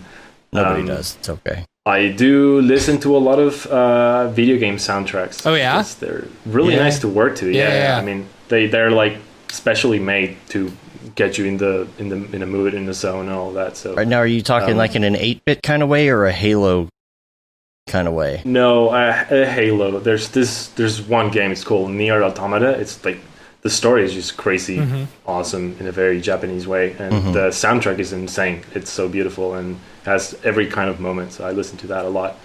I have a playlist too from this guy. It's a bit of a story, but when I was in Tanzania on one of these travels, he was a bus driver, but he had the most fire tunes of everyone I've ever met. Like his bus SD card that he would plug into the radio player was like insane. I asked him for could I copy the music? So I have now a playlist. None of the songs have a title. I wouldn't know where to, like, you'd have to song number one, song number two. Yeah. No, I don't think it would pop up, honestly. But yeah, it's super fun. And then also because they don't have lyrics, I don't have don't get distracted by the lyrics in a bit of a way. Which that makes sense. And is that is that what you like to listen to just in general and when you're working, or not in general? When I'm I don't know, a lot of maybe like game soundtracks. There's this producer called Sue, I think it's pronounced Jew. He does like a lot of electronic music, super catchy. Maybe some like rap music gets me into a zone, but Spanish rap music. Okay. Yeah. I can just like go on while I'm working. I don't know, literally everything under the sun. You probably I have French Monkeys stuff then. Oh yeah, maybe. Yeah. I think I've listened to a couple of his songs. But yeah, I mean it's a lot very not known. I don't have any like mainstream stuff, if that even means anything these days. And what about TV shows? I'm watching right now Snowpiercer. Yeah, it's like you're the second person that mentioned Snowpiercer. Yeah, I'm really enjoying it. For some reason I watched before this Sons of Anarchy. God, that's like 7 seasons of. I mean, I don't want to offend anyone. It's 7 seasons of. It's like a soap opera, like American soap opera, pretty much. Yeah. But after that, just watching Snowpiercer and seeing everything happen episode by episode, like there's plot advancements and stuff develops every episode. It's quite refreshing, and I'm really enjoying it right now. There's a great documentary right now on the Bulls on Netflix right now, and I'm not a sports person, but it is a great documentary, by the way, if anybody's looking for something like that. I started watching. I restarted Doctor Who just recently because it restarted from what date though? From the 9th Doctor. So the new Doctors, from because there's stuff that goes back that wasn't even recorded, right? Like there's episodes that there's no archives of. It's so old. Yeah. But I mean, they with HBO Max now has all the Doctor Who series, and I haven't seen, like, I never finished the Peter Capaldi series and into the new actress who plays the Doctor. I'm very excited to see that, but I feel like I don't know. I want to revisit the Doctor, and so I've started back with episode 1, with Christopher Eccleston, and it's like I forgot how much I really enjoyed Doctor Who. Oh, this is interesting. Kevin mentioned Breaking Bad or The Wire. I really like Breaking Bad. Yeah. I think that it's a very well thought out show, and I think it's super exciting to watch. I watched. It's funny because I watched back in the day when the 5th season was coming out. I watched the first 2 episodes of the first season and the whole of the last season, and watched nothing in between. Oh, that's funny. Kind of caught up. That was me with Game of Thrones. That was me with Game of Thrones. I'm sorry about that. Yeah. No, I watched the first couple episodes, and then I watched the last episode. I didn't see anything in between. Oof. I think I will save you on this one, and then just don't. Yeah, just watch maybe the first 6 or 7 seasons, but the 8th one is kind of like. Yeah. But I did end up watching the entirety of Breaking Bad. Yeah, I did really like it. I haven't watched The Wire. What about podcasts? You listen to podcasts? Yeah, when I was traveling, I used to listen to podcasts a lot. I mean, the part that they don't tell you when you're traveling going up a mountain is there's like your daily routine is 6 to 12 hours of walking. Gosh. So oh man, you gotta battle. And did you have a camera on at that time? Or, oh, dude, yeah, like camera plus lenses plus like. But were you actually shooting while you were hiking or while you were walking? Yeah. I mean, you gotta make a video out of the whole thing. Ugh. I can only imagine you can shoot like 30 minutes of walking or 20 minutes and you're like, I don't need any more of this. This is all just walking. Oh, well, I mean, sometimes it does. Yeah, I mean, that was definitely a thing. You record for a while and you get like 2 minutes of something. Yeah. Sometimes you have to. It's tricky when you get to like high altitude points. Yeah. Everything is super difficult. And sometimes I would have to. I mean, there was this one time that we got to the summit of Kilimanjaro. The thing is, you get to sort of a marker, a checkpoint, and from then on, you have like the last maybe 200, 300 meters till you get to the summit. But those 300 meters take almost just as long as the previous 6 hours. Jeez. Because you gotta like take a step, breathe twice, take another step, and usually they only let you stay at the summit for around like 15 minutes, and they just bring you down. They're like, okay, you're done. Let's go back and let's rest. The thing with being the cinematographer and the photographer is that I had to wait for everyone there to arrive. Oh, which, it's not fun. The last thing you want to do once you get to the summit is to just stay there for a long period. But I mean, on hindsight, it was really fun, and I'm glad I did it. If somebody offered me the opportunity to do that again, I would probably think twice right now. Yeah. It will really drain you more. It's not hard physically to do. It's got its challenges. I think more people can do it than they probably think they can. But mentally, it does take a toll on you. It like you get to the worst of you when you're going up there. And I had all the pressure of having to get to the summit because many people don't get to the summit. But the whole pressure of I have to go there because it's my job to record people up there. So that. So were you like jumping ahead of everyone, making sure that I had to? Yeah. Wow. Yeah. Man. All right.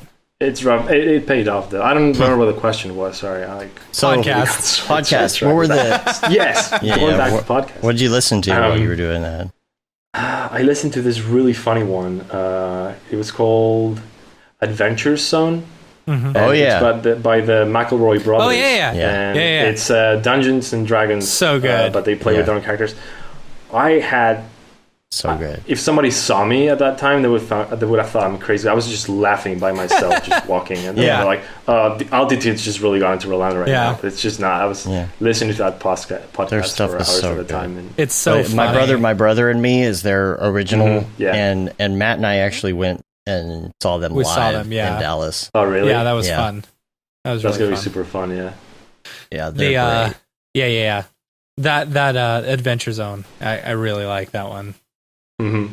Were you listening to other comedy stuff too, or are you getting into more like news stuff, like NPR type stuff? Or no, I listen to a bit more comedy stuff. I think I listened to one about like some crime and mystery murder thing, and then Serial. Was it Serial? I can't remember. Like the thing is, with all of those ones, I would listen to a couple of episodes and just drop it. Yeah. And the only one that really caught me was the Dungeons and Dragons one. Yeah. It's like a story that you follow, funny. and it's not episode by episode. It's more of a continuous thing. Mm-hmm. And then that one was fun. Yeah. So is that it for podcasts? Yeah, I think so. I really have to go into my library and see if there's anything else that pops up. Obviously, the Mograph.com postcard I've listened to a couple of times. Thanks. In the past, yeah. Of course. Just to hear how terrible it is, right? Yeah. What about plugin? What's your favorite plugin? I think if you asked me maybe a month ago, I would have said Forester for sure. Mm-hmm. But I just got Quad Remesher. Yeah. And yeah, holy, yeah, that like I love it. It's so good.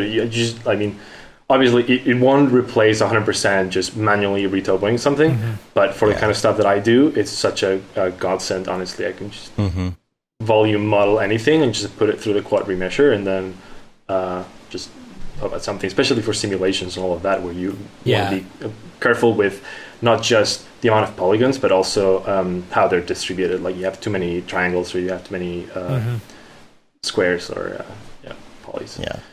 Yeah. But I mean, obviously, Forester is one of my favorites as well. I think that if you go beyond the default, plants and flowers and all of that, there's such a world to explore. You can just customize anything in any way, your own stuff. I need to get the add-on packs. I really want the add-on packs for it. Yeah, I have the second one, the bushes and flowers and stuff. So it's worth it? I would say so, yeah. And all the materials are RefShip materials, so that takes an extra step out of having to convert and all that. That's cool. All right, let's see. Headphones.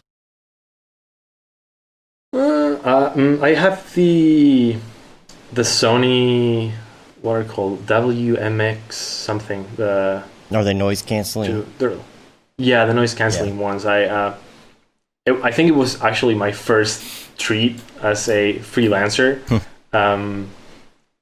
Was like I was at an airport flying, and then I just saw them, and I was like, I could totally buy this right now. They do make a difference. Like going on an airplane with noise canceling headphones. Oh, it's the best. Yeah. Yes, it's okay. It is the best. I get such a migraine from flying anyway. Like whatever. Put on a face mask and headphones and just go to sleep under a blanket on a plane. It's the best. I have to fly in like a month and a half, and like I upgraded my ticket to first class. It only was like an extra $100, and I was like, all right, I'm gonna do this. I don't want to be crammed in there next to a whole bunch of people. Yeah.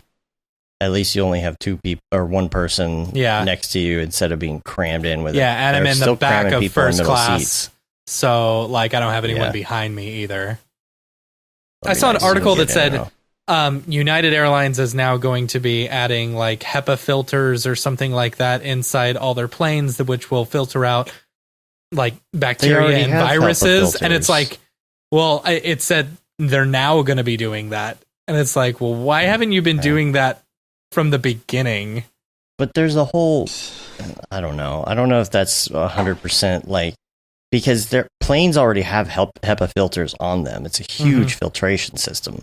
I actually heard it's actually a not bad of a place to be on a plane because of the way they filter. The problem is when they're cramming you next to somebody and putting people in those middle seats, it still can go from the person next to you to you. You might not get a virus from the person in the front row, but you might get it from the person next to you. So I think it's more about who's nearby you. So that being first class is probably going to help you quite a bit. Yeah. So, all right.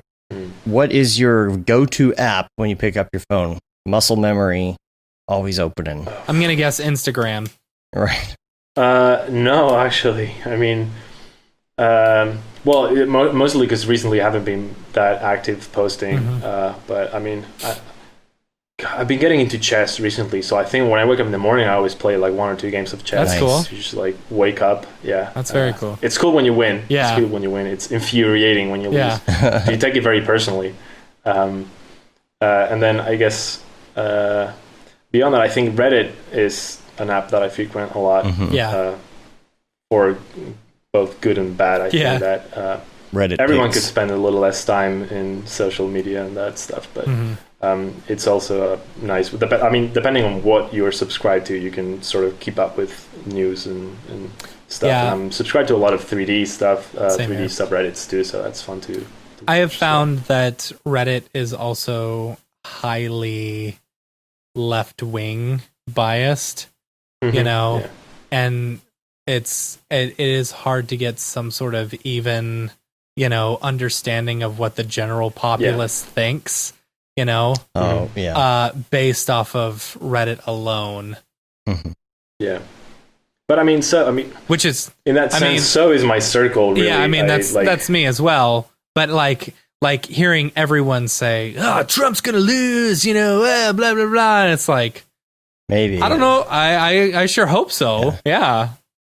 If anything, I think Reddit has made me like super cynic in the sense like whenever there's an argument, there's always a counter argument to that. So I like to just read through various opinions and all of that. So there's never like a clear set in stone thing. There's always like a couple of points of view to it. But I mean, as a European, a lot of the stuff doesn't apply to me in terms of you're very lucky. The U.S. politics. Right. I mean, I'm following. I know what's so happy you don't live in this country.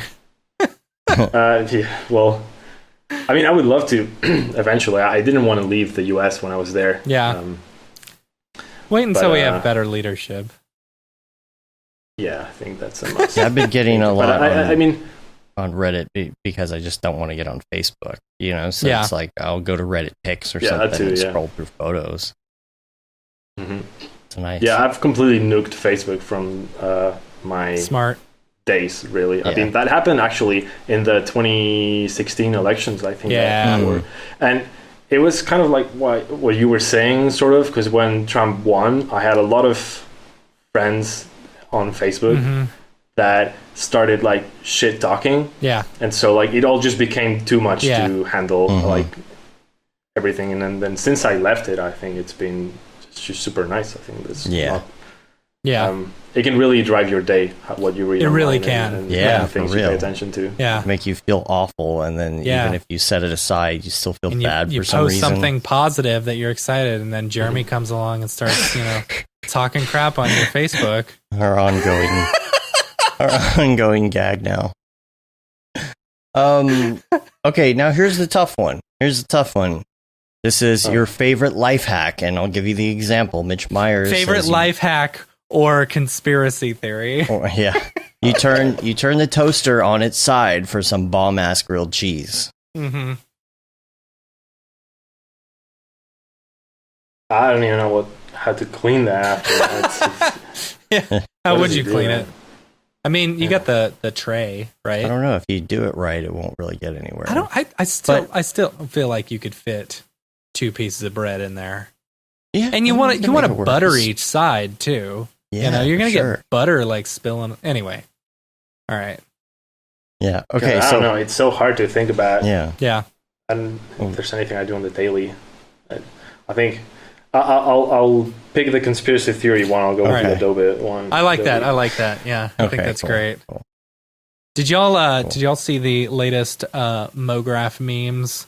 One where it's Andy dropping Woody from Toy Story. Yes. And it said, what was it? It was like something like, when you grow up to work at a real... I don't want to play with you. Yeah, I don't want to play with you anymore. And it's he's dropping Blender.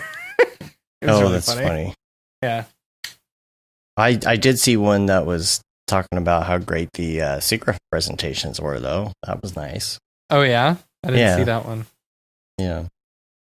All right. So, that's all I got on the notes for today. Yeah. Rolando, thanks for being on the show, man.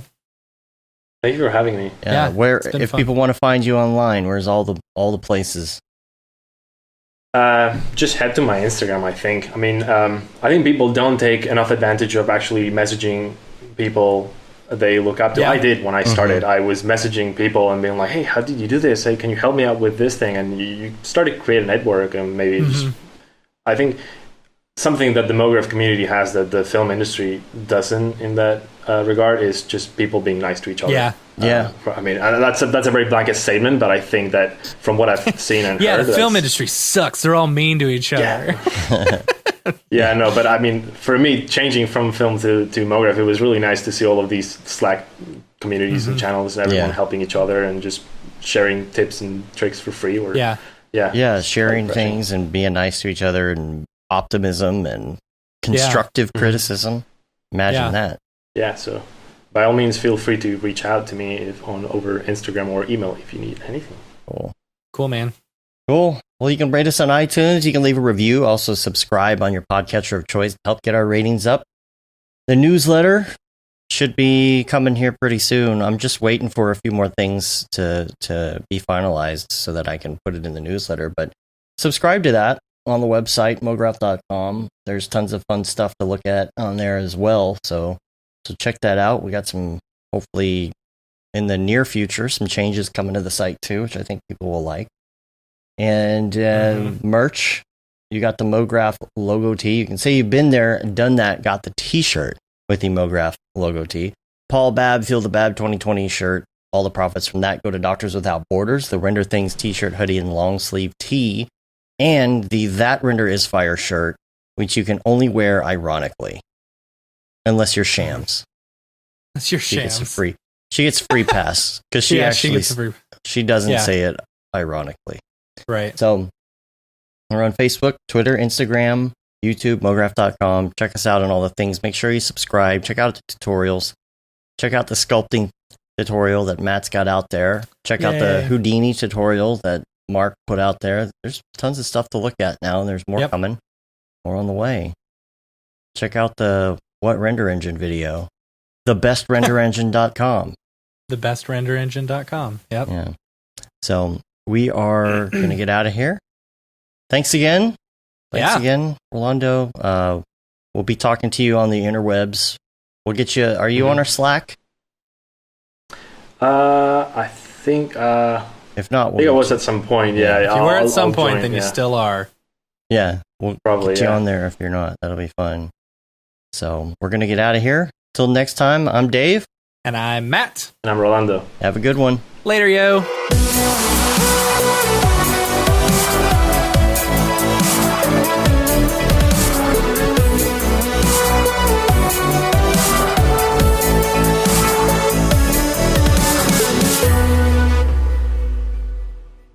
It's pretty good, I guess. Mograph.com, an online resource for motion graphic artists. Start your week with the Mograph podcast. Industry news, interviews with your favorite artists, and terrible humor. Watch live shows and interviews from Mograph events like NAB, Siggraph, Half-Res, and local meetups. Our Mograph Talks feature live demos and motivation from artists all around the world. Sometimes you gotta make stuff that you're not gonna put on your reel, and I'm not here to judge. What if Rick and Morty show up for the countdown at midnight? That's where I peaked in life, in my career. We gotta stop this thing, Rick! It's gonna kill us all! Hear from the people that create your software, design your render engines, and artists that are changing the face of modern motion graphics. You get that render done. Yeah, you better frame what? Mograph tutorials and online classes will teach you about Cinema 4D, After Effects, as well as other popular software and render engines. Throw in the HDR Studio, take the render settings, pick the HDR, put a reflection, and gorgeous. Branch into new software. Learn time-saving tips, techniques, workflows, and lessons that'll keep you up to date in the world of motion design. Oh, brother, those are some of my favorite elves. I love projects that scare me. When our art director comes to us and asks for something that I had never done before, man, it gets me pumped. Join the conversation in our live sessions. Check out our plugins, or join the hundreds of daily active users in our Slack channel for technical help, advice, contests, or just to joke around. Real nice banana. Yeah, That's so funny. All right. I'm going to live forever. Subscribe today and get the latest updates on our YouTube and other social media channels. Take all your dreams and just do it! We don't care how you get here, folks. Just get here. Subscribe to Mograph.com.